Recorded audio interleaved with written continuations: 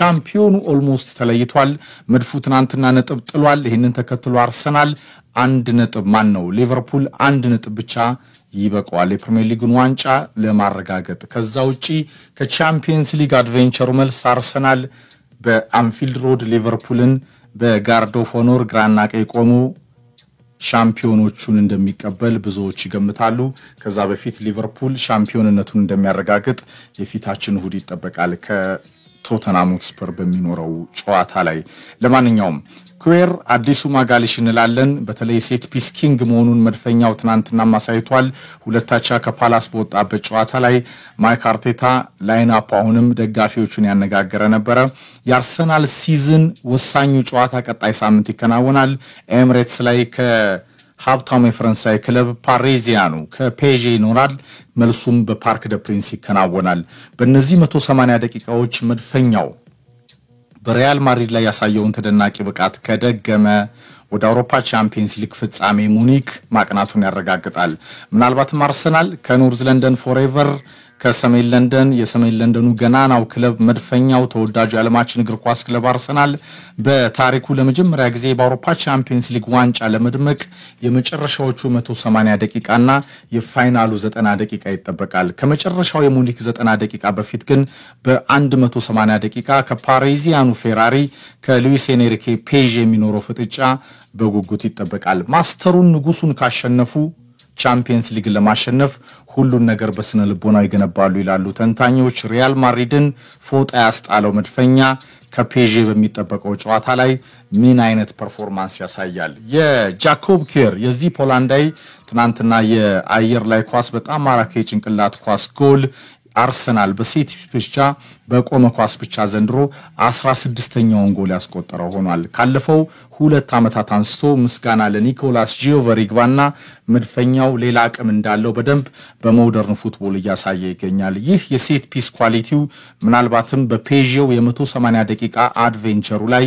የበለጠ ሊረዳው እንደሚችል እየተነገረ ይገኛል ማጋሊሽን ተክቷል ኩዌር ከሳሊባ የሚኖረው ጥምረት ለፔዤው አድቬንቸር ወሳኝ ነው እንመለከተዋለን ብቻ እናንተ እስከ 8 አብራችሁን ቆዩ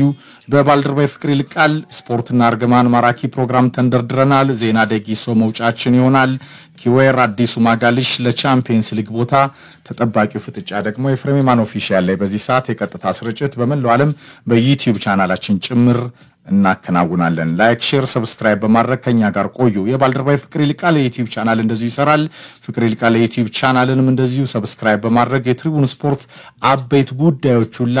ሁሉ ጊዜም ይጫኑባቸዋል ከሬዲዮ ስርጭታችን ለጎን በሶሻል ሚዲያ ፕላትፎርሞቻችን ላይ በዩቲዩብ በቲክቶክ በፌስቡክ ገጻችን ላይ ታገኙናላችሁ ከ420 ሺህ በላይ ተከታይ ደርሷል የፌስቡክ ገጻችን ከዛውጪ በሶሻል ሚዲያ ፕላትፎርሞቻችን ላይ ዘመኑ የዲጂታል እንደመሆኑ መጠን ሁሉ ጊዜም ትሪቡን ስፖርት በመላው ዓለም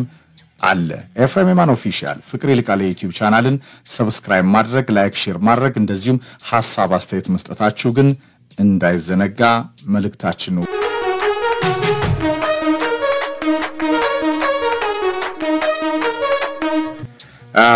ስፖርትና አርገማን አሮን ራምሲ የአይሪሹ ክለብ አሳዛኝ ገጠመኝ በጣም ማራኪ ፕሮግራም እኔ ለመጠየቅ የምፈልገው ፕሮግራሙ በጣም አፋውጥቶ ስለሚናገር ምስል ከሳች ስለሆነ የኢትዮጵያ ብሔራዊ ቡድን እንዴት አልከተትከው ማን ይረገመው መሸነፍ ነው ባለም ላይ ሶስተኛው ብሔራዊ ቡድን ነው በነገር ላይ ፍሬም ለረጅም ጊዜ ዋንጫ ሳያነሳ በመቆየት ባለም አለፍም በተለይ ከዋንጫ ጋር ዋንጫ ከዚህ በፊት አንስተው እንደገና ዋንጫ ባለማንሳት የኢትዮጵያ ብሔራዊ ቡድን ሶስተኛውን የአፍሪካ ዋንጫ ካነሳ በኋላ በትልልቅ ቶርናመንቶች አህጉራዊ ቶርናመንቶችን ባለማንሳት ሶስተኛ ደረጃ ላይ ይቀመጣል ማን ይረገመው ማን ይረገማል ደጋፊውም ሁሉም የእግር ኳስ ሁሉ ነው የሚሰራው ግን ውጤት ምንም የለም ወደ ለመደው አፍሪካ ዋንጫ ወደ መሰረታዊ አፍሪካ ዋንጫ ደጋግሞ መመለስ አልቻለም አንዳንድ ጥፋቶች ብሔራዊ ቡድኑ ያላለፋቸው ጥፋቶች ዋጋ ያስከፈሉ በስልጠና በሜዳ ተግባብቶ ሀገሪቱን እና እግር ኳሷን የሚቀይሩ የሐሳቦችን በማፍለቅ በብዙ አቅጣጫዎች ክፍተት ስላለበት ብሔራዊ ቡድኑ እርግማን በሚመስል ቆይታ ውስጥ ይገኛል አንዳንድ ክለቦች ያላስገባው ስለምንድን ነው አንዳንድ ክለቦች አሁን ማየው 9 ፋይናል ደርሷል 9 ፋይናል ሉዝ አድርጓል ቤኔፊካ 8 ፋይናል ደርሷል የቤኔፊካ ራሱ እኮ የቤላ ጉትማን እርግማን እኔ በጣም የሚያስገርም ከዩዜፒዮ በኋላ 8 ቻምፒየንስ ሊግ 5 3 ዩሮፓ ሊግ 8 ፋይናል 8ቱንም ተሸንፈዋል እርግማን አንዳንዴ አሶሺየት ታደርጋለህና አንዳንዱ ፈገግ የሚያደርግ ታሪክ ነው ታስታውሳለህ እንግሊዝ ከያሁን የአውሮፓ ዋንጫ ፍጻሜ ላይ እንግሊዝ ከስፔን አይቲቪ ወይስ ቢቢሲ የሚል ትልቅ ክርክር ነበራቸው የእንግሊዝ ብሔራዊ ቡድን ጨዋታውን አይቲቪ ካስተላለፈው ይሸነፋል ደጋግሞ ቢቢሲ በሚያስተላልፍበት ወቅት ላይ ግን ትልቅ እድል ስለሚኖር ቢቢሲ እና አይቲቪ የሚባል ከርስ በእንግሊዝ ብሔራዊ ቡድን ላይ አለ ለምሳሌ አይቲቪ 32 የእንግሊዝ ብሔራዊ ቡድን ጨዋታዎችን ሲያሰራጭ ኤፍሬም 9 ብቻ አሸንፏል 11 ተሸንፏል 12 ጊዜ አቻ ወጥቷል ፐርሰንቴጁ የማሸነፍ ፐርሰንቴጁ 28% ነው ቢቢሲ ሲያስተላልፍ 30 ጨዋታ አድርጎ በቢቢሲ የተላለፉ ጨዋታዎች 21ን አሸንፏል ሁለት አቻ 7 ሉዝ 70% አሸናፊ 1966 ነው ግን ለመጨረሻ ጊዜ ዓለም ዋንጫውን ያሸነፉት ያኔ ነው እና ምን ይላሉ በተሸነፈ ቁጥር ብሔራዊ ቡድኑ አይቲቪ ስለሆነ ቢቢሲ ስለሆነ ነውና በጣም ኖተብል የሚባሉ በጣም ትልልቅ ውድድሮች 1998 በአርጀንቲና ሲሸነፉ ያ በጣም ድንቅ የነበረ የአርጀንቲና ብሔራዊ ቡድን የእንግሊዝ ብሔራዊ ቡድን ሁለቱም ድንቅ ነበሩ ያ ማይክል ኦዌን ከዛ በኋላ የነገሱበት ውድድር ዴቪድ ቤካም በቀይ ወጣበት ሲሞኒ ከቤክስ የነበረው እንትን እዛ አርጀንቲና እንግሊዝን ስታሰናብት 98 ላይ አይቲቪን ያሰራጨው 2002 ላይ በሮማኒያ ሲሸነፉ አይቲቪን ያሰራጨው 2004 ላይ በፍራንሳይ ሲሰናበቱ አይቲቪን ያሰራጨው 2010 ደቡብ አፍሪካ የዓለም ዋንጫ ላይ እንትን ሲል በሮብ ግሪን ሰተት የእንግሊዝ ብሔራዊ ቡድን ሲሰናበት በአሜሪካ ተሸንፉ ማለት ነው አይቲቪ ነው ብሮድካስተር 2016 ደግሞ በጣም አስገራሚ ነበር ትዝ ይላል አይስላንድ የምትባል ትንሽ ሀገር እንግሊዝን በጣም አስበው የክለቦቿ ቁጥር እኮ ከአይስላንድ ሊበልጥ ይችላል ከአጠቃላይ ከነዋል የእግር ኳስ ክለቦቿ አይስላንድ የምትባል ትንሽ ሀገር እንግሊዝን ስታሰናብት አይቲቪ ነበርና አሁን አይቲቪ የሚያሰራጭ ከሆነ እንግሊዞች ይፈራሉ ፓተርን ደጋግመ ስትሸነፍ እንዴ ማን ነው የረገመን ምንድነው ያጋጠመን የሚለው ነገር የትልልቅ ሀገራት ወይ በጣም ሰለጠን የሚሉ ሀገራትም ጭምር እንደሆነ ታያዋል አፍሪካ ውስጥ በተለይ ዌስት አፍሪካ ውስጥ አለ አይደል ይሄኛውን አቅጣጫ ይዘን ስንጫወት ይሄኛውን እንደዚህ ስናረግ የሚሉ እይታዎች በደንብ ተመለከታለህና በተለይ ቡድኖች በትልልቅ ምሽቶች ጥረው ግረው ብዙ ነገሮችን አድርገው አለማሸነፍ ሲችሉ ወደ ድልና ወደ መረገም ጉዳዮችን ሲወስዱ እንመለከታለን ቶተናምን ማን የረገመው አሪኬን ምንም ማያሸንፍ ደግሞ አለኮ ቶተናምን ማን የረገመው አሁን በአመታት ካስቀመጥ ሊቨርፑል የ30 አመት ርግማኑን ቀርፏል ምስጋና ለክሎፕ ሊቨርፑል ራሱ የኔቨር ወክ አለውን ዩ ኔቨር ዊን ዘ ሊግ ነበር አይደል ተቀይሯል ሆላንድ ብሔራዊ ቡድን ማን የረገመው ብርቱካናማው ሊቨርኩሰን ቀይሯል ምስጋና ላሎንሶ በደንብ የቀይሯሉ አሁን ቶተናምም በተለይ ሃሪኬን ቶተናም አሁን ዘንድሮ ዩሮፓ ሊግ ፋይናል የመድረስ እድል አለው ርግማኑን ለመቅረፍ የመጨረሻ በጆዜ እንዳይቀርፍ ፋይናል ደርሰው አባረራቸው ራሱ ክለቡም ያብዳል ማለት ነው አንዳንዴ ራሱ ዳንኤል ሌቪ ናቸው ርግማኑን የሚፈጥሩት ይላሉ አርሰናል 22 አመት አልፎታል የፕሪሚየር ሊግ ዋንጫና ርግማኑ ቻምፒየንስ ሊግስ በልቶ ያቀም 75 አመት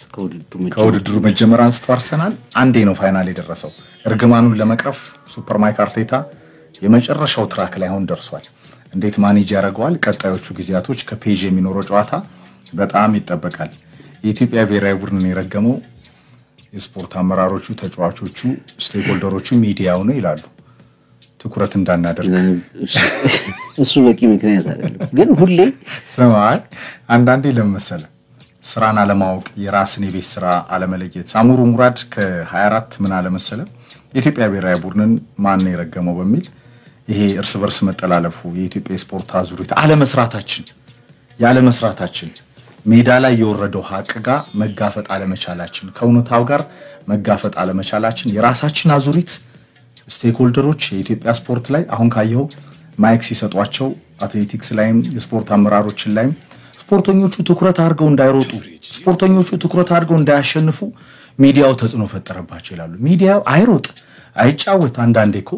ሁሉም እኮ እንዴት ዝም ብሎ አፍ መፍቻ መሆን የለብህም ሚዲያው እንዴት ነው ጎላ ያገባ አሸናፊ ብሔራዊ ቡድን አይፈጥር ድክመትህን ያሳያልና የስፖርት አመራሮቹና ተጫዋቾቹ አትሌቶቹ ላይ ያለው ሜንታሊቲ ሚዲያው ከትኩረታችን አወጣን ይሉሃል ሞራል ያስፈልገናል ይሉሃል እኔ ብዙ ይሄ ነገር ብዙ አዲስ አይመስለኝም ስለሚያስቀኝ ነው አዎ ልክ ነህ ለምሳሌ እነሱ ተጠያቂነትን የሚሸሹባት መንገድ ነች ሚዲያው ማምለጫ ነች መጨረሻ ላይ በቃ ለሆነ ሰው መስጠት አለበት ሽንፈት ለሆነ አካል ማከፋፈል ማስረከብ መቻል አለበት ስለዚህ በዛ ደረጃ የሚነሳ ስለሆነ እንጂ ሚዲያውና ስፖርቱ የሚገናኙበት መስመር ውጤት በማሸነፍና ባለማሸነፍ እንደሆነ ይታወቃል ሚዲያው ስፖርቱን ያግዛል ስፖርቱ ሚዲያውን ይጠቅማል በጣም ሲምባዮቲክ የመደጋገፍ ሚና አላቸው ቅድም እንዳልከው ድክመት ይጠቁማል ጥንካሬ ያመጣል የውጭ ሀገራትን ተሞክሮ ያመጣል ውዳሴ ሲኖር ውዳሴ ያቀርባል ክሪቲሲዝም ሲኖር ክሪቲሲዝም ትችቶችን ያቀርባል ከዛ ውጪ ዋናው ጉዳይ ዋናው ነገር የእግር ኳሱ ባለቤቶች ማን ናቸው ብለህ ስታስቀምጥ ተጫዋቾች አሰልጣኞቹ እና ቡድን ክለቦቹና አሰልጣኞቹን የሚመሩት አካላት ናቸው ከዛ በኋላ ደጋፊው መጥቶ በማየቱ ሊወቀስ አይገባም ደጋፊዎች መጥቶ በማየቱ ሊወቀስ አይችልም ሚዲያው በመስራቱ የአየር ሰዓቱን ሰጥቶ በመስራቱ ነጥቦችን በማምጣቱ ሊወቀስ አይችልም ስለዚህ የሚገናኙበት መንገድ የለም የሚገናኙበት መንገድ ስል ቀጥታ የሽንፈቱ የአክቹዋል የሆነ ሽንፈቱ የመቀልበስ ኃላፊነቱ ያለባቸው ሙያው ላይ ያሉት አካላት ናቸው ሚዲያው አሲስት ነው የሚያደርገው መደገፍ ነው የሚችለው ማበረታታት ነው የሚችለው ለሚነሱ ሐሳቦች መድረክ ነው መፍጠር የሚችለው ከዛ በዘለለ ቀጥተኛ ተሳትፎ ስልጠና ምናምን የመሳሰሉት ነገሮች የሚመራው ስላሉና ክለብ የሚመሰርተው የክለብ መዋቅሮችን የሚያወጣው የመሳሰሉት ነገሮች የእግር ኳስ ላይ ያለውን ትልቁ ነገር ሚዲያው በጣልቃ ገብነት ስለማይሰራ በዛ ልክ መወቀስ የሚችልበት ደረጃ ያለ አይመስለኝም በአጠቃላይ ግን እርግማንና እግር ኳስን ስፖርትን አጠቃላይ አለ መስራታችን ነው የኛ እርግማን የብዙዎቹም እንደዛ ነው ብለህ ታስቀምጣለህ ግን አንዳንድ ነገሮችን ደግሞ በታሪክ ስታያቸው እድል የምትለው ነገር እንዳለ በቃ ከግምት እንድታስገባ ያደርጋል አሁን የራምሴን ያመጡት የተወሰኑ ታብሎይዶች ናቸው በነገር ላይ ቢንላደን ፖል ዎከር የፋስት ኤንድ ፊውሪየስ ፊልም ላይ የሚሰራው ልጅ ዊትኒ ሂውስተን ናንሲ ሬገን ስቲቭ ጆብስ በጣም ትልቅ ሰዎች በአለም ላይ መቼም ሳይሞቱ ያድሩም ዓለምን በሚያክል ነገር ግን በጣም ተጽዕኖ ፈጣሪና ትልቅ ሰዎች መሞታቸው ከዛ ደግሞ ቆይቶ ራምሴ ኳስ አቁሞ ወደ ካርዲፍ ደግሞ ባሰልጣኝነት ከመጣ በኋላ በማግስቱ ደግሞ ቅዳሜ ተሹሞ በማግስቱ ፖፑ ደግሞ ሲሞቱ ይሄ ታብሎይድ ግጥምጥሞች የታብሎይዶች ያወጡት ግጥምጥሞች ያስገርማል የሊቨርኩሰን ተጫዋቾች ጉዳይ በጣም ነው ሁሌ አሎንሶ እስኪመጣና ያንን ከርስ እስኪሰብረው ድረስ ሊቨርኩሰን ጀርመን 2002 የዓለም ዋንጫ ኮሪያና ጃፓን ባዘጋጁት ላይ ከቤስት 11 ውስጥ አምስቱ የሊቨርኩሰን ተጫዋቾች ነበሩ ጨዋታው ከመከናወኑ በፊት ሁለተኛ ልንወጣ እንችላለን በእነዚህ አምስት ተጫዋቾች ምክንያት ወይም በሊቨርኩሰን ተጫዋቾች ምክንያት ያሉ ነበሩ ብዙዎች ግን ጨዋታው ከተከናወነ በኋላ ላይን አፑን ከተመለከቱ በኋላ እንዴት አምስት ሊቨርኩሰን ተጫዋቾች ይያሉ ድሮስ አንደኛ ልንወጣ ነው ወይስ ከማለት ይደርሳሉ ሊቨርኩሰን የአውሮፓ አጃቢ ተደርጎ የሚጠቀስ ክለብ ነበር ግን በጥንካሬ የሚሰራ ቪዥን ያለው ነው ወቅቱን ደግሞ በደንብ ይዋጅ ቡድን ሲኖራቸው የጀርመንን ዋንጫ ወረሩ አውሮፓ በአታላንታ እስኪሸነፉ ድረስ ለፍጻሜ ደረሱ በአንድ ሲዝን ያለ መሸነፍ ሪካርድን በተደጋጋሚ በጥቂት ክለቦች ተይዞ የነበረውን ሪካርድ ሰባበሩ ብዙ ሪካርዶችን በጀርመን በአውሮፓ እስከማሻሻል ደረሱ እና ይሄ ቋሚ አይደለም ግን ስተቶችን መታሸነፍበትን ነገር የመስራት ጉዳይ አለ ግን እግር ኳስ ሁሌ ፈገግ ያርጋል ትዝ ይላል ማን ነው የፈረንሳይ ብሔራዊ ቡድን ሎረን ብላ ሁሌ ጨዋታ ከመጀመሩ በፊት የባርቴዝን ጭንቅላት ይስም መላጣው ሁሌ እንደ አኬር ነበር ዴሾ ራሱ እንደዚህ ያደርጋል አሁን አንዳንድ ድርጊቶችን ያደርጋል በቃ ይገርማል እግር ኳስ ላይ የምትመለከታቸው እምነቶች ወይ ደግሞ የጥሩ ድል ምልክት ተደርገው የሚቆጠሩ የመጥፎ ድል ምልክት ተደርገው የሚቆጠሩ ለምሳሌ ተጫዋቾች ከካሶተኒያቸው ጋር በተያያዘም ጭምር ይሄን ካሶተኒ ይሄን ነገር ሳረግ ይሄን ጫማ ሳደርግ ብለው የሚያስቧቸው ነገሮች ይኖራሉ እነዚህ በእግር ኳስ ውስጥ ሁሌም ይኖራሉ ፈገግ ያርጉናል አንዳንዶች ሲሪየስ ናቸው እንደ ቤላ ጉትማን እንደ የማዮ በጣም የማዮ ይገባቸዋል ምክንያቱም በሰው ሐዘን ፊት በጣም አሪፍ አርገና ሬት አርገዋል እዛ ጎዳና ላይ የትም ቦታ በጣም በጸና ሐዘን ውስጥ ለሐዘን ትልቅ ክብር ተሰጣለ ፍሮንት ተገናኙ ምን አለ ያችን ፓስ ቢያረው እነሱ እላፊ ፈነጠሱ አላዩ እረሷቸው የቄሱ ርግማን ግን ማዮ እድሜ ልኩ ነው አይበላም እኮ ግን ምን ያህል እንደታመነበት የምታውቀው ክለቡ እኮ ቤኔዲክት 12ኛ 2012 ላይ ከፍጻሜ በፊት እንዲረገም ርግማኑ እንዲረገም ወደ እስከ ጳጳስ ውስጥ ካቶሊኩ ጳጳስ ደስ ይላል በዛም ፍጻሜ ተሸነፉ ከዛ በኋላ 17 ድረስ በተደጋጋሚ ፍጻሜዎች ላይ ደረሱ ዶክመንተሪዎች ቢቢሲን ጨምሮ ትልልቅ የሚዲያ ተቋማት የማይሆን መቆየት የማይሆን የርግማን ጉዳይ በትልልቅ ዶክመንተሪዎች ሸፍነዋቸዋል ያንን አድማጮቻችን የበለጠ በምስል ማየት ከፈለጉ ደግሞ እነዛን ዶክመንተሪዎች መከታተል ይችላሉ አንድ አሁን አርሰናል ዘንድሮም ሁለተኛ የመውጣት እድሉ ነው አይደል በጣም ሰፊ አንደኛ ይወጣም ያው ሁለተኛ ነው የሚወጣው ተከታታይ ሁለተኛ ወጥቷልና አርቴታ ቀየረው በቻምፒየንስ ሊግ ላይ በጣም የቡርኑን ይሄ በቃ የዋንጫ ለማሸነፍ ዝቅ ያለ ሜንታሊቲ ትልቁን ሪያል ማድሪድ ገነደሰና ሱፐር ማይክ አርቴታ የቻምፒየንስ ሊግ ሌላውን ዋንጫ ማሸነፍ የሚችል ቡርንም በየገነባ እንደሆነ ስላሳየ የነበረውን አስተሳሰብ ቀየረ እንጂ በጣም የተበሳጨው አርሰናል ደጋፊዎች እኮ ተከታታይ ሁለተኛ አይደል የወጣው አርሰናል ብቻውን ራሱ ቢወዳደር አለ ሁለተኛ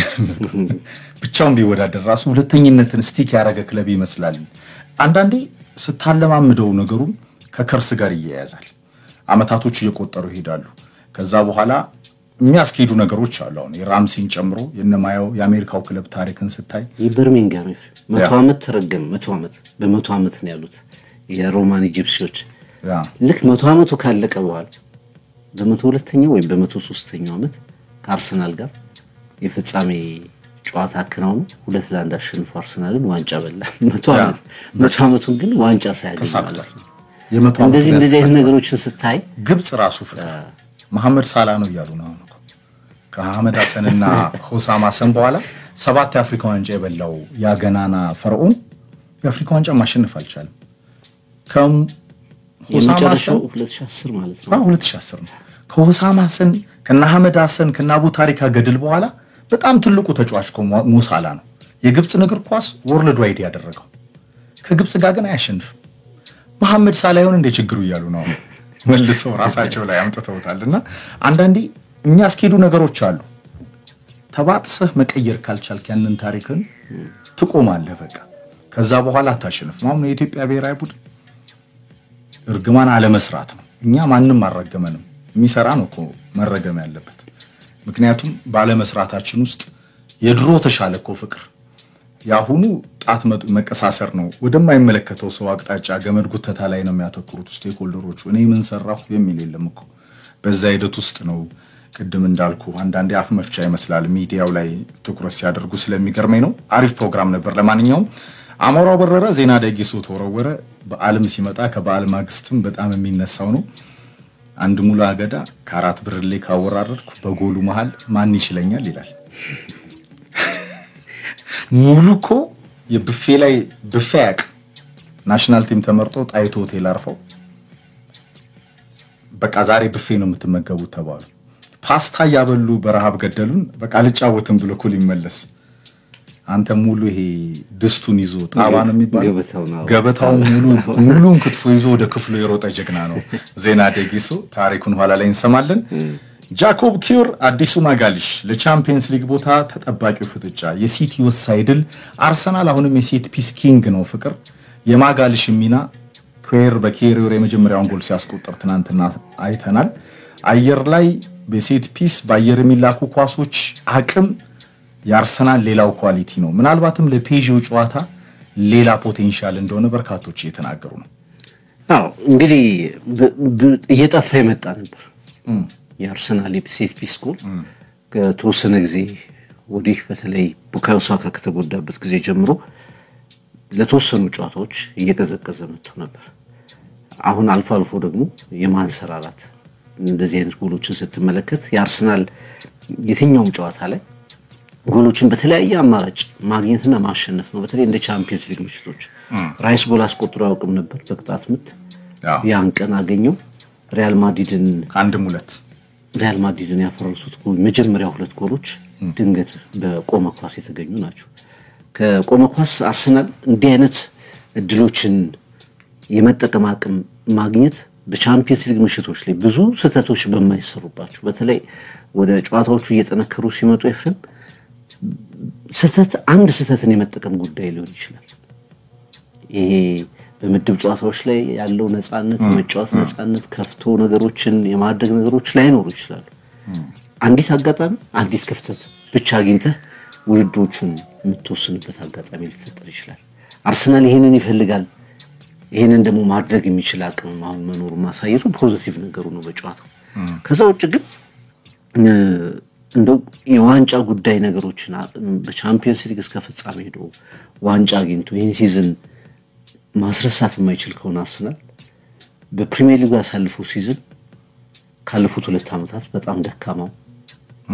በጣም የተጠበቀው በሁለት ዓመታት ውስጥ የተሰራው ድንቅ ተፎካካሪ ቡድን በሶስተኛው ዓመት ላይ ሞር ለዋንጫው ይጠጋል በተባለበት ሰዓት ያልተጠበቁ አጋጣሚዎች እድሎች በተመቻቹበት ሰዓት የትልልቅ ክለቦች በተለይ ማንቸስተር ሲቲ መፍረክረክ የሊቨርፑል የርገን ክሎፕ ማጣት የማንቸስተር እንደዚሁ መዋዠቅ የቶትናም ኒውካስል ምናምን ተላቸው ቡድኖች ሌላ የዋንጫ ቡድን ብለህ የምታስበው ነገር በጠፋበት ሰዓት በተከታታይ ዓመታት ላይ ለጩነት ቀርቦ የነበረው አርሰናል እንደገና በዚህ ልክ አፈግፍጎ ዋንጫውን ማጣቱ የሚያስቆጭ የሚሆንበት ነገር ተመልክተናል። ከሲቲው የ5-1 ፌሽታ በኋላ ያሉት የፕሪሚየር ሊግ ጨዋታዎች ብዙ ጥሩ አይደሉም። ምን ያህል ሞራል ዝቅ እያለ እንደመጣ የሊቨርፑል ጋፕ እየሰፋ ሲመጣ በቃ ኦልሞስት እምነቱ እንዳለ ይሄ ዋንጫው ተጠናቋል የሚለው ነገር እየታመነበት እንደመጣ ጨዋታዎቹ ይጠቁማሉ። ትናንትም ባቻ ውጤት እንደገና አጠናቋል። 2-1 እየመራ 1-0 መራ አንዳቸው ሆነ እንደገና 2-1 መምራት ቻለበት ሮስ አድርጎ እንደገና ማቴቴ ያቻነት ጎል አስቆጠረ። 9 አቻ ብዙ ነው። 18 ነጥቦች ካቻ ጨዋታዎች ድሮፕ አድርጎ ከ27 በጣም አርሰናል ዘንዶ የጎዳው ያቻ ጨዋታዎች ደግሞ በዛ ላይ አቨሬጅ ከምትላቸው ቡድኖች ጋር ጭምር ሊያሸንፋቸው የሚገቡ ጨዋታዎች ጭምር ፉላም ኤቨርተን እናስተውሳቸው ጨዋታዎች ፓላስ እንደዚህ አይነት ጨዋታዎች ጭምር አሁን ሊቨርፑል በአብዛኛው ተናግረዋል የራሱ ጥንካሬዎች እንዳሉ ሆኖ በአብዛኛው ወደ ታይትሉ የቀረበው ደግሞ አርሰናል ድሮፕ በሚያደርጋቸው ነጥቦችም ጭምር አሁን ሊቨርፑል 3 ቶትናምን ማሸነፍ ነበረበት አይደል ዋንጫውን ለማረጋገጥ አሁን አቻ ውጤት 1 ነጥብ ብቻ ካገኘ በአንፊልድ ሮድ ከቶትናም የዚህ ሲዝን የፕሪሚየር ሊግ ሻምፒዮንነቱን በ34ኛው ሳምንት ላይ ያረጋግጣል ማለት ነው። እና ከሲዝኑ ሀፍ በኋላ እምነት አልነበረም አርሰናል ሊያንሰራ ጉዳቶች ሲጨመሩ በተለይ የተጎዱ አጥቂዎች በተገቢው ሁኔታ ተተኪ ሳይኖራቸው የዝውውር መስኮቶች ሲዘጉ አርሰናል ይሄንን ሲዝን በዚህ መልክ ሊያጠናቅቀው እንደሚችል የዶሜስቲክ ውድድሩን በተካዜ ምክንያቱም ሁለተኝነት አዲስ አይደለም ካሁን በኋላ የለመደው የዛሬ 3 ዓመት ያለውን ሁለተኝነት በትልቅ ዋጋ ልትሰጠው ይችላል። ሁለተኝነት እንደዚሁ ከመጀመሪያው መለስ ያለው ዋጋ ልትሰጠው ይችላል። ሶስተኛው ግን አዲስ አይደለም ኖርማል ነው። ከዚህ በኋላ ሁለተኛ ብትወጣ አርሰናል አዲስ አይደለም። አርሰን ቬንገር ይዘው ለረጅም ጊዜያት ያህል ቶፕ 4 ውስጥ ማጠናቀቅ ለአርሰናል ጥያቄ አልነበረም። ከ2017 በኋላ ነው የቻምፒየንስ ሊግ ጉዳይ ጥያቄ ሆኖ እንጂ ቶፕ 4 የሚያጠናቀቅ ቡድን ነው። ስለዚህ አርቴታ ይሄንን በዶሜስቲክ ዋንጫ ላይ ተፈጠረውን ቅሬታ የሚያድስበት ትልቁ ቻምፒየንስ ሳምንት የሚቀጥለው ሳምንት ነው። ማክሰኞ በኤምሬትስ እንደገና ረቡዕ በሚቀጥለው ሳምንት በፓርክ ደ ፕሪንስ የሚኖረው ጨዋታ እጅግ ወሳኝ ነውና ለዚህ አንዳንድ አሰላለፎችን እየሞከረ ነው። መስራት ያለበት አሰላለፍ ነው። መስራት ሌላ አማራጭ የለውም ለአርሰናል። ፔዥም ባለፉት 6 ጨዋታዎች ከወሰድ ከአራተኛ ሰሚ ፋይናል ውስጥ የገባው አራተኛ ሰሚ ፋይናል ተሳትፎን አድርጓል። በጣም በከፍተኛ ሁኔታ እየሞከረ ያለ ክለብ ነው። ቻምፒየንስ ሊግ ላይ አንዴ ነው ለፋይናል ደርሶ በባየር ሙኒክ የተሸነፈው። አርሰናልም ፔዥም ለመጀመሪያ ጊዜ ነው በአውሮፓ ቻምፒየንስ ሊግ ዋንጫውን ክሌም ለማድረግ የሚጫወቱትና በሁለቱም በኩል ጠንካራ ፍላጎት አለ። ሚኬል አርቴታ ደግሞ የማድሪዱን ካምፔን መጨረስ አለበት። ለዚህ አንዱ ተስፋ እንደ ኪዮር አይነት ተጫዋቾች ወደ ጎል ማስቆጠር መምጣታቸው የጨዋታው ፖዚቲቭ ነገር ነው ማለት እንችላለን። ከሴት ፒስ ጋር በተያያዘ የፔዥን ቲም ለማስቸገር ሌላው አማራጭም ነው አቅም ነው። ምክንያቱም ከቆመ ኳስ አርሰናል ማድሪድ ላይ ሰራውን አይተናል። እንደዛ በጣም ዶሚኔት ባደረገበት ጨዋታ ኤምሬትስ ላይ ፍቅር በተለይ ሰከንድ ሃፉ ነው እስካሁን የሚረሳ አይደለም። የመጨረሻዎቹ 30-40 ደቂቃዎች ሪያል ማድሪድ ቶታሊ በቃ ከጨዋታ ውጭ የሆነበት ሂደት ላይ ጎል አላስቆጠረም። ኮርቷ በጣም ጀገነ። አርሰናል ከጎሉ ፊት ያው ከዚህ ከጨራሽ አጥቂ ችግር ጋር በተያያዘ የተለመደውን ነገር አሳይቶናል። ዴክላን ራይስ እነዛን ምትሃቶች እስኪፈጽም ድረስ ከዛ በኋላ ነው ሜሬኖ በጨዋታ እንቅስቃሴ ሶስተኛው ጎል የመጣው ፍቅር። በርናባው ላይ በሌላ ክላስ አርሰናል አሳይቶናል። ስነ ልቦናውን እስከ ወዳኛው ገንብቷል። አሁን የቻምፒየንስ ሊግ አስፈሪው ቲም ሆኗል። በነ ኦፕታ መረጃ መሰረት የተሻለ ግምት ከፔዥም ከባርሴሎናም ከኢንተር ሚላንም ቻምፒየንስ ሊግን ለማሸነፍ አርሰናል እንዲህ በፐርሰንት የተቀመጠ እድል ተሰጥቶታል። የተሻለ ተገማች ነው ቢኮዝ ኦፍ ማድሪድን በማሸነፉ ነው። ሜንታሊቲውን ገንብቷል። ሴት ፒስ ላይ 16ኛ ጎሉ ነው ዘንድሮ ፍቅር። ማጋሊሽ ሲጎዳ ብቸኛው አማራጭ ሆኖ ከሳሊባ የተጣመረው ጃኮብ ኬየር ፍቅር ማጋሊሽ እስኪጎዳ ድረስ በአርቴታ በየጌሙ የሚሰለፍ ተጫዋች አልነበረም። በኤምሬትሱ ጨዋታ ማድሪድ ስላልነበረ የኬየርን አቅም ማየት አትችልም። በበርናባውም ጨዋታ በአርሰናል የላቀ የጌም ስትራቴጂ ምክንያት በጣም ሳሊባና ኬየር ሲፈተኑ አላየንም። እነዚህ ሁለት ጨዋታና ልምዶች ግን ለኬየር ሌላ አንድ የራስ መተማመን ሰጥቶት ወደ ጎል ማስቆጠር መጥቷል። አርሰናል እዛ ላይ በደንብ ከአሰልጣኙ ኒኮላስ ቼቨር ጋር የሚሰራ ቲም መሆኑ ማሳያ ነው። የትናንትናውም ጎል ፍቅር በጣም በረጅሙ የተላከ ኳስ በጣም ባሪፍ ሁኔታ ዘሎ የገጨው ኳስ ነውና ሳሊባ ብትል ራሱ ማጋሊሽ ብትል ኬየርን ጨምሮ ቲምበር ራይስ የመሳሰሉ ተጫዋቾች ሜሬኖን ጨምሮ የሴት ፒስ የተሻለ አማራጮች ናቸው ፍቅር። ይሄ ኳሊቲ ምናልባትም ለሉዊስ ኤንሪኬ ቲም ፈተና ሊሆን ይችላል የሚል እምነት አለ። አዲሱ ማጋሊሽም ወይም ማጋሊሽን ለመተካት በቀሪው ሲዝን በጣም በጥሩ ማች ፊትነስ ላይ በጥሩ የራስ መተማመንና የአይምሮ ጥንካሬ እንዲቀጥል የትናንትናው ጎል ተደዋለች ተብሎ ይጠበቃል። አንድ ሁለተኛ ላይናፑን ካየው ፍቅር ትናንትም የሆነ ነገሩ ኦዲ መስል ነበራል። ግን የመጨረሻው ጨዋታ ነው ከፔዤ በፊት ለአርሰናል በሳምንቱ መጨረሻ ይጫወታል። ሬያ ቲምበር ሳሊባ ኩዌር ስኬሊ ኦዴጋርድ ፓርቴ ራይስ ማርቲኔሊ ስተርሊንግ ትሮሳድ ቶማስ ፓርቴ አሁን ሚድፊልዱ ላይ አይኖርም አይደለ በፔዤው ጨዋታ ግን በዚህኛው ጨዋታ ላይ አሰልፎታል። ለኔ አሁንም እንደሚገባይ ለኔ በኢፕስዊች ጨዋታ ላይ ነበር ፓርቴ እንዲኖር የምንፈልገው። ምክንያቱም ይሄኛው ጌም ሞር ለፔዤ ጨዋታ የቀረበ ነው ውህደት ለመፍጠር ሚድፊልዱ ላይ ያለውን ነገር ለመሞከር። ግን አሁን አርቴታ የፔዤው ጨዋታ ላይ ባክፎሩ ላይ ያለው ላይንአፕ ላይ ሃይ ሪስክ ቢሆንም በትናንትናውም ጌም ላይ ፍቅር ከሬያ ቲምበር ሳሊባ ኩዌር እና ስኬሊ አንስቶ የሞከራቸው ተጫዋቾች እነዚህ ተጫዋቾች ወደ ቤስት 11 እንደሚመጡ ማሳያ ነው። ባክፎሩ ላይ መሃል ሜዳው ላይ ግን የበለጠ እንዲብላላ ለምን ትናንትና በላይንአፑ ሜሬኖን አላስቀደመም ራሱን የቻለ ጥያቄ ሆኖ አርሰናል ከፔዤው ጨዋታ በፊት ግን ከማድሪድ ሜንታሊቲ ጎን ለጎን የሴት ፒስ ኳሊቲው ትልቅ ፖቴንሻል እንደሚሆነው አምናለሁ። በነገር ላይ የጃኮብ ኬየር የአርሰናል ዊክ ሊንክ ይሆናል ተብሎ የተጠበቀ ተጫዋች ነው በማድሪዱ ጨዋታ። ነገር ግን በሁለቱም ጨዋታዎች ላይ ጥሩ ነው ፐርፎርም ያደርገው። የማድሪድ የማጥቃት ድክመት እንዳለ ሆኖ በአርሰናል ኳሊቲ ነው ማድሪድ ደካማ ነው። አንድ ያዳናት ኳስ በሄዲንግ እንደገና ጎሉ ላይ ተገኝቶ ያዳናት ኳስ የማድሪድ እንቅስቃሴ ላይ የዛሬ ዓመት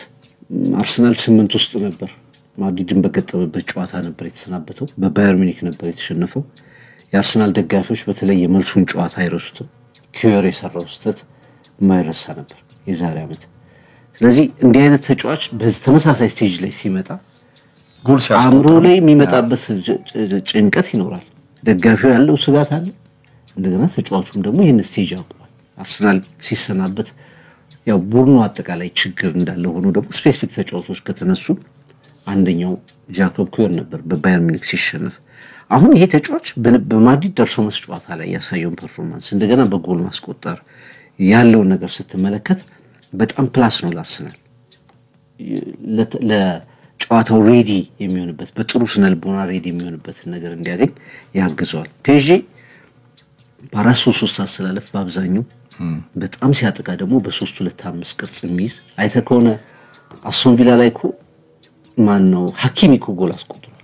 ዊንግ አምስቱ ነው እኮ ይደርሳል ፉል ባኮች ይደርሳሉ አምስቱ ነው የፊት ተከላካይ የሚከላከላቸውን ቡድን መከላከል የሚያስጨንቁበት አጋጣሚ እንመለከታለን። ዊንገሮቹ ፉል ባኮቹ ተመልሰው ወደፊት ሄደው በጣም በማጥቃት ከፍተኛ የሆነ አቅም ያለው ቡድን ነው። ይሄንን በቻምፒየንስ ሊግ ብዙ ጨዋታዎች በተለይ በምድብ ጨዋታዎች ላይ ከተቸገረ በኋላ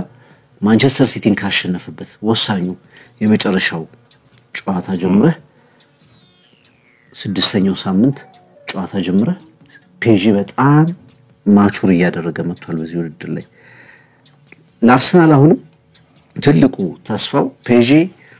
ዘንድሮ አርሰናል የሚቸገርባቸው ቡድኖች አሉ አይደል? በሎ ብሎክ የሚጫወቱ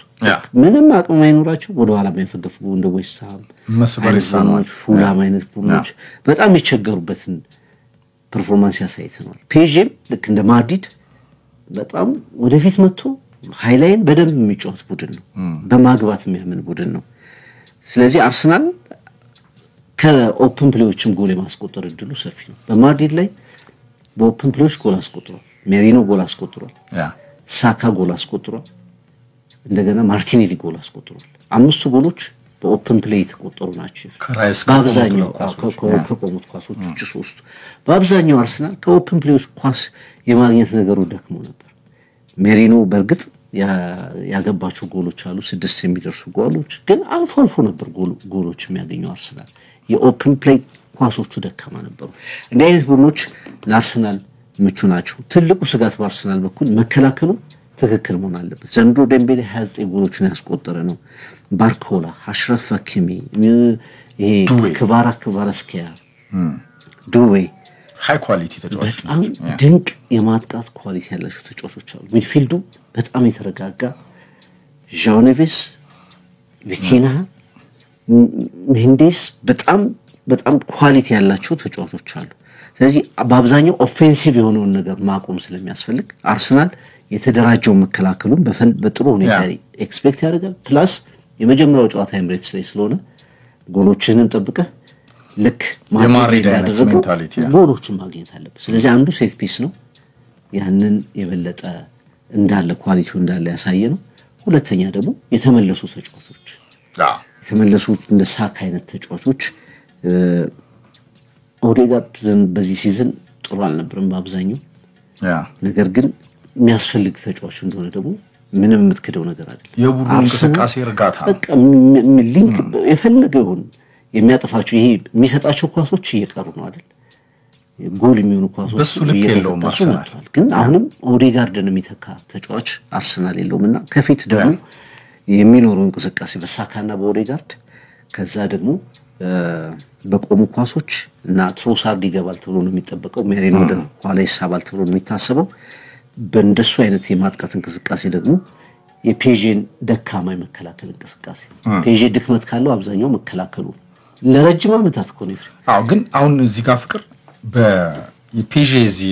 ፍርሳታይል መሆን በኦፕን ፕሌይ በቢልድ አፕ ሃይላይኖችን መስመሮችን በነ ሐኪም የሚጠቀም የዱዌ ኳሊቲ አዲሱ ኔይማር በለው ክራቪስኪያ በጣም ድሪብል የሚያደርገው ይሄዱባል። አርሰናል እነዚህን ተጫዋቾች ለማቆም አርቴታ ጋላክቲኮችን ማቆም አሳይቶናል። ፍቅር ዌር ኢዝ ሪያል ማድሪድ? ጋላክቲኮቹ ቡድን አልነበሩም። ፔዤ ግን ቡድን ነው። እሱ ላይ ልመጣል ነው። ግን የመከላከል ፖቴንሻሉ አርሰናል ምናልባትም ከኢንተር ሚላን እኩል የሚቀመጠው ነው። በጣም ዲፕ አግሬሲቭ በጋለ ፍክክር መከላከል የሚችል ጎሉን የሚጠብቅ በቀላሉ ጎል የማይቆጠርበት ነው። ይሄ አይነት ሜንታሊቲ እና የጨዋታ ዝግጁነት አርቴታ አለው። ፍቅር በዚህ ኳሊቲ ነው በጣም ሱፐር ማይክ አርቴታ የሚባለው። በዚህ ሂደት ላይ አርሰናል በኦፕን ፕሌይ ደግሞ መልሶ ፔዤ ላይ ጎል ለማስቆጠር የበለጠ የጌም ፎከሲንግ ሊያጣ ይችላል ምክንያቱም ጋላክቲኮቹ እንዳልከው አልነበሩም ቡድንም አልነበረም ሪያል ማድሪድ ከቪኒሲየስ እስከ ምባፔ ጁድ ቤሊንጋም ሮድሪጎን ጨምሮ አሁን እዚህ ጋር ግን ክራቪስኪያ ዱዌን ጨምሮ የነቪቲና ሚና እንደ ቡድን የተዋሃደ ነው አንፊልድ ላይ ሊቨርፑልን ጸጥረጭ ያደረገ ቡድን ነው ያውን ፓርክ ደ ፕሪንስ ተሸንፎ መጥቶ ፓሪስ ላይ ሲንከራተት ያመሸው ቀዩ ለባሽ የስሎት ቡድን አንፊልድ ላይ ጨዋታውን አሸንፎ መጥቶ በፍጹም የሚል ግምት ነበር አይደል አንፊልድ ራሱ 12ኛ ተጫዋች ስለሆነ አንፊልድን ጭምር መቆጣጠር የቻሉ የኳስ ምታተኞችን ከፔዥ አይተናል ምስጋና ለሉዊስ ኤንሪኬ ግባና ይሄንን ፈተና መድፉ ለመቆጣጠር ፍቅር ከማድሪድ የገነባው ሜንታሊቲ ይዞ ፍቅር እንዳንረሳ በምድብ ጨዋታ አርሰናል አሸንፏል ከፔዥ የሴት ፒስ ግን አቅሙ ፍቅር አርሰናል ጎል የሚያገኝበት አንደኛው መንገድ እንደሆነ ብዙዎች ይጠቁማሉ ያለፉት ሁለት ጨዋታዎች እኔ የኤፕሲቹ ጨዋታ የአርቴታ ሃይ ሪስክ ነው ከነ ላይናፑ እልም ያለ ሃይ ሪስክ ነው ቡካዮ ሳካም ተርፏል ከዛ ጨዋታ ሌላ 90 ደቂቃ ማን ነው ሌላ 90 ቀናት ሊያርፍ ይመስል ነበር ተጫዋቹ የሄደበት መንገድ በእንቅስቃሴ እንደዛ አይነት ነገሮች ሜዳ ላይ እስካለ ያጋጥማል አውቶማቲክ ቀይ ካርድ ነበር የትናንትና ጨዋታ ግን የፔዥዮን ቡድን መልክ ከመስታወቱ ፊት ማሳያ ነው ፍቅር ያንን አይተናል የኩዌር ጎል ማጋሊሽ ባይኖርም አሁንም ከዴክላንድ ራይስ ቅጣት ምቶች ተደጋግመው አይመጡም ገባ 338 ጨዋታ ሲያረግ ያላገባ ዴቪድ ቤካም አይደለም እሱ ወይ ኔይማር አይደለም ስፔሻሊስት አይደለም ግን የሴት ፒስ ኳሊቲው ከቡካዮ ሳካም ከራይስም የሚነሱ ኳሶች ማጋሊሽ ያስቆጥራቸዋል ነበር አይደል የሚባሉት አሁን ሳሊባ ያስቆጥራቸዋል ሜሬኖ ያስቆጥራቸዋል ስንል ጃኮብ ኬርም ሌላው አዲሱ ማጋሊሽ መሆኑ ማሳያ ነው ከፔዥ መንቀሳቀስ አቅም አንፃር አርሰናል ጎል የሚያገኝበት ትልቁ ፖቴንሻሉ ለኔ የሚመስለኝ ከሴት ፒስ ኳሊቲ ከሴት ፒስ የሚያሳርፍ ቡድን አይደለም ፔዥ ከትራንዚሽን አሁን ባሶን ቪላው ጨዋታ ላይ አይተኮን አሽራፍ ሀኪሚ ጎል አግብቷል ኑኖ ሜንዴዝ ፉል ባኮች ጎል አስቆጥሯል ኑኖ ሜንዴዝ አስገራሚ ጎል አስቆጥሯል ሃይ ፕሬስ ጭምር አሁን እንደዚህ አይነት ተጫዋቾች መተው የአርሰናል የመከላከል እንቅስቃሴ ላይ ይፈትናሉ ፈተና እንዲሆኑ የሚፈቅድ አርሰናል ምን መለከት አይመስልኝም ማድሪድን ምንድነው ያደረጉት በፕሬሲንግ ነው የተጫወተው ኮርስ እንዳይወጣ ቢልድ እንዳያደርግ ኦዴጋርድ ሳካ ማርቲኔሊ ራይስ ስፔስ በመከላከል እንቅስቃሴው ከዛ እንዳይወጣ የመጀመሪያውን ፔዥን በጣም አደገኛውን የማጥቃት መስመሩን በፕሬሲንግ መጀመሪያ በፕሬሲንግ እንትን ጫና ፍጥሮ የማክሸፍ ነገሩን ልንመለከትበት ምንችለው ጨዋታ ይመስለኛል ኤፍሬም ሁለተኛው ግን ድንገት ፔዥ ሙሉ ለሙሉ የሚያጠቃ ከሆነና አርሰናል በራሱ ቦታ ላይ የሚጫወት ከሆነ በትራንዚሽን በጣም ጥሩ ቡድን መሆኑን ተመልክተናል አርሰናል አሁን ባለፈው ሳካና ነው ራይስና ፓርቲ ያስቆጥሯት የፕሪሚየር ሊግ ኳስ ማርቲኔሊ ማድሪድ ላይ ያስቆጥራትን ኳስ በካውንተር ሄዶ በጣም በፈጣን ትራንዚሽን አርሰናል ጎል ማግባት የሚችል አይነት ቡድን ነው ትልቁ ጉዳይ እንግዲህ የሚድፊልዱ ባስ ነው ለኔ አሁን ሳካን እዚህ ጋር ነው የምታነሳው በሁለቱ የደርሶ መልስ ጨዋታዎች ላይ የሳካ ሚና በጣም ማይተካ ነበር አሁን ይሄ ሜክሺፍት ሚድፊልድ ባለፈው ሳነሳው ነበር አንዳንዴው ጆርጊኒዮን እንመለከታለን አንዳንዴ ሞሪኖ ተመልክተናል ራይስን ጥሩ ሆኖ የተመለከተነው በማድሪዱ ጨዋታ ላይ በሁለቱም ጨዋታዎች ላይ እንደ 8 ቁጥር ነው የተጫወተው because of ፓርቲ 6 ቁጥር ቦታ ላይ ስላለ ሚዛን ጠባቂው ነው ራይስ በ8 ቁጥር ቦታ ላይ በጣም ፐርፎርማንስ ማን ኦፍ ዘማች የሚባሉ ፐርፎርማንሶችን በሁለቱም ጨዋታዎች ላይ አሉ በነጻነት አሁን ግን ፓርቲ ስለወጣ ራይስ ወደ 6 ቁጥር ቦታ የመመለስ ግዴታ ውስጥ ልትገባ ትችላለህ 8 ቁጥር ቦታውን ለሜሪኖ የመስጠት ኦዴጋርድ በተለመደው ቦታ ላይ ሊጫወት ይችላል ይሄ ኦልሞስት አዲስ የሆነ ሚድፊልድ ነው የፔዥ ሚድፊልድ ደግሞ አብዛኞቹ የቡድኑ ኳስ ማረጋጋት ሲፈልግ መያዝ የሚችሉ ትንሽ ፊዚካሊ ግን በቴክኒክ በጣም የበሰሉ ፔዥ ብዙ ጊዜ እድለኛ ነው ቬራቲ ነበር እዛ ቦታ ላይ አሁን ደግሞ ማህሌታ ላይ በጣም ድንቅ የሆኑ አማካይ ተጫዋቾች አሉት እነዚህን አሲስት እንዲያደርጉ የመሆን ጉዳይ ነው ከዛ ውጪ የቻምፒየንስ ሊግ ማይፈጻሚዎች ድሎችን ደጋግመው ማታገኝባቸው ናቸው አርሰናል የሚታወቅበትን ይሄ ሚስ ድል ያገኘ ጎል መሳት ወይ ድል አለመፍጠር ይዘመት ጨዋታ ከሆነ የመልሱ ጨዋታ ከባድ ይሆናል ግን እንደ ማድሪድ ደግሞ የጨዋታውን እዚሁ አርሰናል ላይ ገለህ ከሄድክ ፔጂ የማድሪድን ያህል አስፈሪነት የለውም ስታዲየም ፓርክ ደ ፕሪንስ አርሰናል ማድሪድ ሄዶኮ ንጉሶችን ማርኮ የተመለሰ ክለብ በዚህ የስነ ልቦና ጥንካሬው ኤክሰፕሽናል ነው አርሰናል ያም ከማድሪድ ፉከራ ጋር ለዛውም ፔናልቲ ሰጥቶ ለዛውም ጎል ሰጥቶ ለማድሪድ ለዛውም ሳምንቱ ሙሉ ብዙ ነገሮች በተወሩበት ሰዓት ላይ በእርጋታ በራስ መተማመን የወጣ ቡድን ነው ይሄን የስነ ልቦና ጥንካሬን ግን የበለጠ የምትጠቀመው ደግሞ ከአድቫንቴጅ ጋር የሜዳ አድቫንቴጅ ከጎሎች ጋር ሲሆን እንደሆነ ማሰብ ይቻላል እንግዲህ ሴት ፒሶቹንም ኦፕን ፕሌዎቹንም ተጠቅሞ አርሰናል ለማሸነፍ ግምት አግኝቷል ግን ፔጂም በጣም ትሪኪ ተጋጣሚ ስንተኛው ክለቡ ነው አሁን ማንቸስተር ሲቲን አሸነፈ ከእንግሊዝ ፕሪሚየር ሊግ ክለቦች ኤፍሬም ሊቨርፑልን ጣለ ለዛውም ሊቨርፑል ሜዳው ላይ ሄዶ አሸንፎት ነው በመልሶ ያሸነፈው ሊቨርፑልን ጣለ አስቶን ቪላን ጣለ አሁን አራተኛው እንግሊዝ ፕሪሚየር ሊግ ክለብ ነው አርሰናል አስቶን ቪላ ላይ ደርሶ ነው የተመለሰው አስቶን ቪላ የኡናይ ኤምሬ የሰብስቲቲዩሽን ችግሮች ነው ምለው ነው በዛ ጨዋታ ላይ እና የአስቶን ቪላ ይሄ ሜንቴን አርጎ ድራማውን ይዞ እስከ 90 ደቂቃ የመቆየት ጥራት መጉደል የተጫዋቾች ጥራት ኳሊቲ ከቅያሪው ራሽፎርድን የቀየሩበት መንገድ ጨምሮ የአንዳንድ የተጫዋቾች ኳሊቲ ይሄ ሞመንቱን በያስክ ሰዓት ላይ በ3 ደቂቃ 2 ጎል ስታስቆጥር በ5 ደቂቃ ሶስተኛውን ለማስቆጠር ወዲያው በደቂቃዎች ልዩነት ድራማው ምኑ ማንተ ጋር ነው ያለው አንደኛ ሆም ማች ነው በቃ ቪላ ፓርክ ተቀጣጥሏል ድንገት ዳውን አደረገ ልክ ወጀብ እንደሌለው ሃይቅ ሆነ ያኔ ምንድነው አሰልጣኙ ደግሞ ያንን ለመለወጥ ብለው ሌላ ስህተትን ልክ ነው እኮ ራሽፎርድን በጣም ሞመንቱ ላይ የነበረው ልጅ አስወጡ ቪላ የተጫዋቾች ኳሊቲ እንደሌሎች እንደ ማድሪድ እንደ አርሰናል እንደ ፔጄ ወይ እንደ ሊቨርፑል የምትጠቅሰው አይደለም ፍቅር እንደ ባርሴሎና ኢቭን ኢንተር ሚላን የምትጠቅሰው አይደለም አንዳንዴ ሞመንቶች በሃይ ኳሊቲ ተጫዋቾች ላይ ነው የሚመጡት የቪላ ባላንስ አይደለም የቡድኑ ኳሊቲ የተጫዋቾች ኳሊቲ ችግርም ጎል ለማግባት መጀመሪያ የተወኮለ ቪላ በጣም እንትን እንደሚል ቡድን ስትሬች አርጎ ተጫወተ ወደፊት ወጣላችሁ ገባበት ከዛ በኋላ 4-5 እየሆኑ እየደረሱ ነው ጎል ያስቆጠሩባቸው መልሰው ግን ድራማውን ወስዶ ሁለት በኋላ ግን ሰከንድ ሃፍ ላይ ቪላ ስትሬች ማድረጉን ቀነሰ ሞር ኮምፓክት ሆኖ መጫወት ጀመረ ረጅም ኳሶችን መጠቀም ጀመረ ፔጄ ከበደው ፔጄ በቃ ጨረሰ ብዙ ነገሮችን ጨረሰ አንድ ድክመቱ የፔጄ ሌላው ያው ጨዋታው ሲደርስ የበለጠ እናረሰዋለን የቪላ ሎንግ ቦል እንዴት እንደከበደው አይታል ፍቅር አርሰናል ሴት ፒስ ላይ ያለው ኳሊቲ ከሎንግ ቦልም ሌላ ፈተና ሊሆን ይችላል ለሉዊስ ኤንሪኬ ምክንያቱም ኤምሬትስ ላይ ሁሉ ነገር ድራማውን ወደ ፓርክ ደ ፕሪንስ ለመውሰድ ተነጥቃ አይደለም አዌይ ማች የምትሄደው ያን ፕላን ከአርሰናል ሴት ፒስ እና የተለያየ ኳሊቲ ጋር ለመድፉ ግምቱ ቢሰጥም ልክ ነህ በጣም ትሪኪ ተጋጣሚ ነው ፔጂ የመጨረሻ ሐሳብ ከዛ ወደ ዜና ደቂሶ እንሄዳለን ለተከታዮቹ 13 ደቂቃዎች ማንቸስተር ሲቲ ወሳይድል ቪላን ዩናይ ኤምሬ ላይ ነበረው በጣም በስጭት አይተዋል በዛች ሞመንት ላይ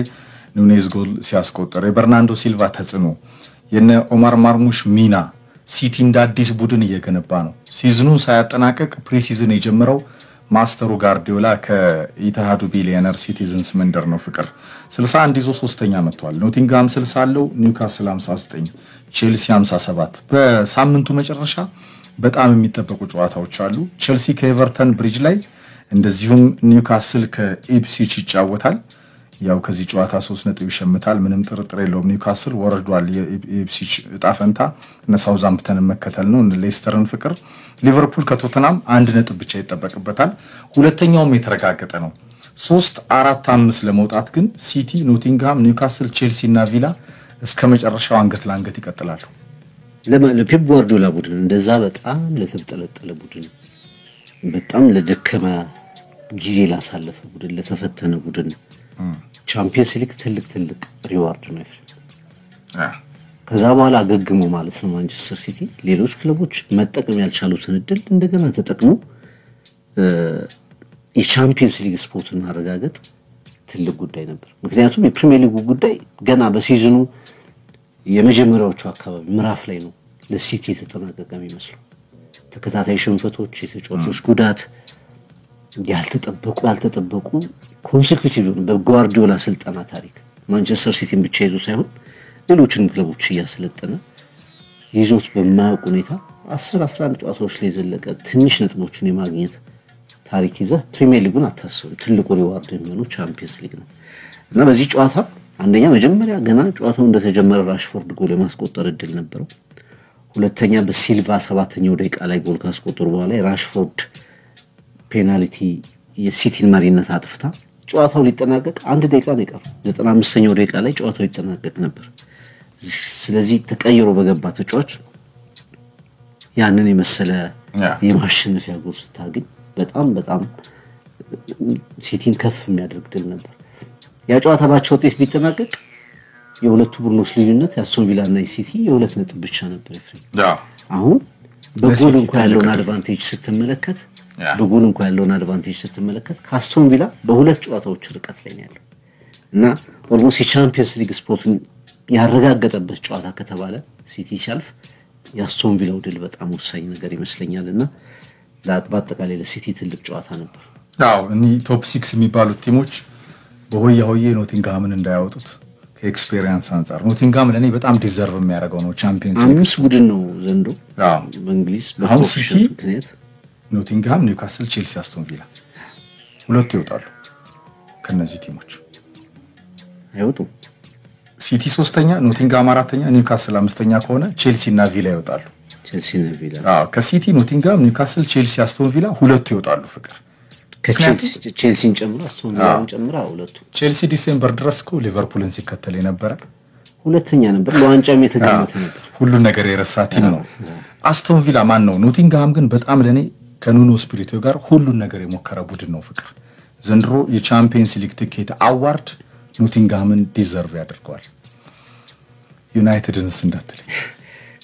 ኤክስፒሪየንስ ነው እዚህ ሰዓት ላይ የሚያስፈልግ ልምድ ነው ማንቸስተር ሲቲ ያንን ነው ያገኘው ቪላ ላይ የሚያደርገው ያንን ያደረገው አሁን ፎረስት በፖዚሽን አይጫወት በሎንግ ቦል የሚጫወት ቡድን ነው የእንግሊዝ ትራዲሽናል አጫወትን የሚከተል ቡድን ነው ግን በመጨረሻ ሰዓት ላይ ልምድ እየከደው ይመስላል